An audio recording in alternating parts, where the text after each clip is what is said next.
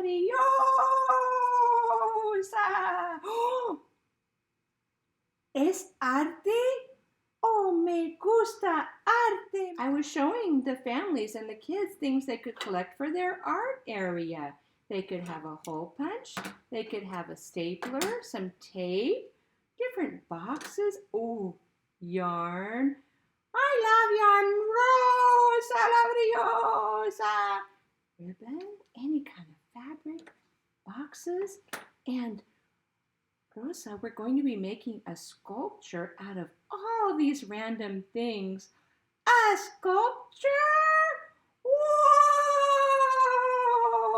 Wow, she's a little bit excited. Enjoy collecting and making your art area amazing.